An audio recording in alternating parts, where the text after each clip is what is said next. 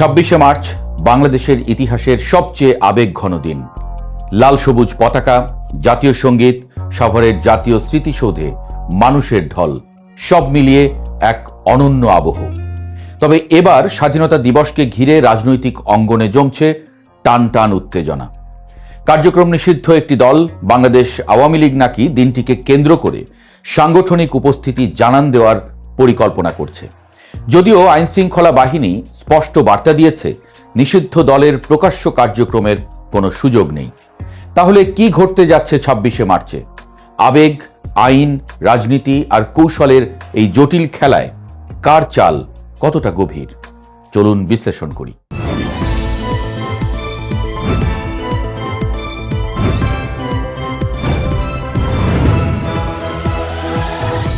স্বাধীনতা দিবস শুধু একটি জাতীয় দিবস নয়, এটি বাঙালির আত্মপরিচয়ের দিন। এমন দিনে রাজনৈতিক উপস্থিতি মানেই প্রতীকী শক্তির প্রদর্শন। সূত্র বলছে, আওয়ামী লীগ 26শে মার্চ সাভারের জাতীয় স্মৃতিসৌধে ফুল দিয়ে এক ধরনের প্রত্যাবর্তনের বার্তা দিতে চায়। লক্ষ্য জাতীয় আবেগকে ব্যবহার করে জনসমর্থনের একটি নরম মাটি তৈরি করা। কিন্তু প্রশ্ন হলো, এটি কি নিছক শ্রদ্ধা নিবেদন নাকি একটি সুদূর প্রসারী রাজনৈতিক রিহার্সাল? রাজনৈতিক বিশ্লেষকদের মতে আবেগঘন দিনে উপস্থিতি মানে সরাসরি সংঘর্ষ নয়, বরং মোরাল লেজিটিমেসি তৈরির চেষ্টা করা, অর্থাৎ জনগণের সহানুভূতি অর্জন করে মাঠে ফেরার ভিত্তি করা।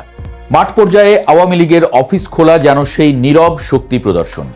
দেশের বিভিন্ন জেলা উপজেলায় পরিত্যক্ত বা সিলগালা হওয়া দলীয় কার্যালয় প্রতীকীভাবে খোলার চেষ্টা, এটিও একটি গুরুত্বপূর্ণ ইঙ্গিত। ভিডিও ফুটেজে দেখা গেছে কোথাও ঝটিকা মিছিল, কোথাও পতাকা উত্তোলনের চেষ্টা, কোথাও আবার ভোরবেলা কয়েক মিনিটের অবস্থান কর্মসূচি।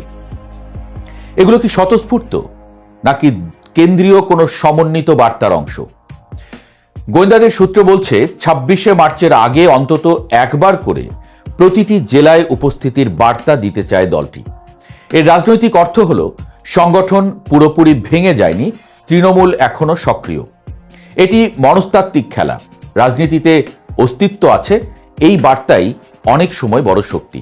ভারতে অবস্থানরত দলীয় শীর্ষ নেতৃত্ব অনলাইন প্ল্যাটফর্মে বার্তা দিতে পারেন এমন আভাসও মিলছে। পরিকল্পনা অনুযায়ী মাঝারি ও তৃণমূল পর্যায়ের কিছু নেতা দেশে ফিরে আত্মসমর্পণ বা গ্রেপ্তার হতে পারেন। কেন? বিশ্লেষকদের মতে এটি একটি কৌশলগত চাল। গ্রেপ্তার হলে আদালত, কারাগার, পরিবার সব মিলিয়ে তৈরি হয় আবেগঘন দৃশ্যপট। মিডিয়ায় মজলুম ইমেজ তৈরি করা সহজ হয়। রাজনীতিতে ভিকটিম ন্যারেটিভ অত্যন্ত শক্তিশালী অস্ত্র।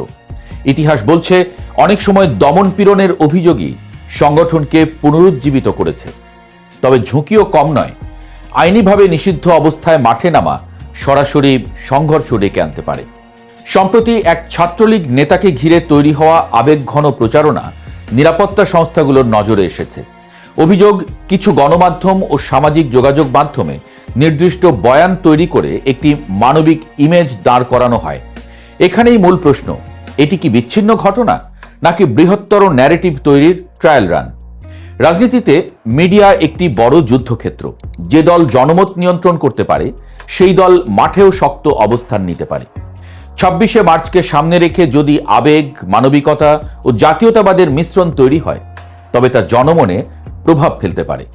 আন্তর্জাতিক অঙ্গনেও যোগাযোগ বাড়ানোর চেষ্টা চলছে এমন দাবি উঠেছে।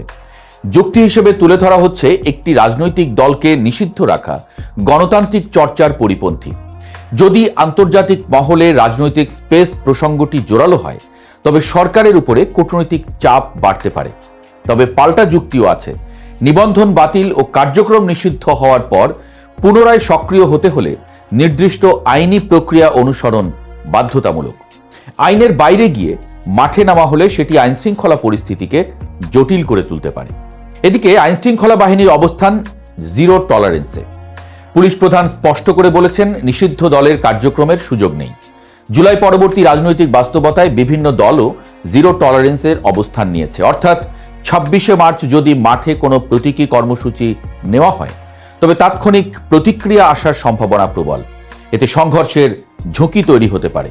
স্বাধীনতা দিবসের মতো দিনে এমন পরিস্থিতি দেশের ভাবমূর্তির জন্য অস্বস্তিকর। প্রশ্ন আসে, সরকার কেন সিদ্ধান্তহীন? উচ্চ পর্যায়ের সূত্র বলছে এখনো চূড়ান্ত কৌশল নির্ধারণ হয়নি। পরিস্থিতি পর্যবেক্ষণ করে সিদ্ধান্ত নেওয়া হবে। সরকারের সামনে দুটি পথ: কঠোর অবস্থান নিয়ে আগেই প্রতিরোধ করা এবং পরিস্থিতি পর্যবেক্ষণ করে সীমিত প্রতিক্রিয়া দেওয়া। প্রথমটি করলে সমালোচনা হতে পারে দমনপীড়ন হিসেবে, দ্বিতীয়টি করলে ঝুঁকি, মাঠে উত্তেজনা ছড়িয়ে পড়ার। রাজনীতি এখন দাবার বোর্ড, প্রতিটি চাল হিসেব করে দিতে হবে। বিশ্লেষকদের একটি অংশ মনে করেন 26শে মার্চের মতো আবেগঘন দিনকে রাজনৈতিক উদ্দেশ্যে ব্যবহার করলে তা উল্টো ফল দিতে পারে। কারণ স্বাধীনতা দিবস জাতীয় ঐক্যের প্রতীক। সেখানে দলীয় প্রতিযোগিতা জনগণের একাংশের কাছে বিরূপ প্রতিক্রিয়া তৈরি করতে পারে। আবার অন্য দৃষ্টিকোণ বলছে জনসমর্থন যাচাইয়ের জন্য এটি একটি পরীক্ষামূলক পদক্ষেপ। সফল হলে আমরা ফিরেছি বার্তা দেয়া যাবে, ব্যর্থ হলে আইনি ঝুঁকি ও জনবিচ্ছিন্নতার সম্ভাবনা। তাই এটা বলা যায় স্বাধীনতার দিনকে ঘিরে রাজনীতির উত্তাপ বাড়ছে। আবেগ, আইন, কৌশল, আন্তর্জাতিক চাপ সব মিলিয়ে পরিস্থিতি জটিল।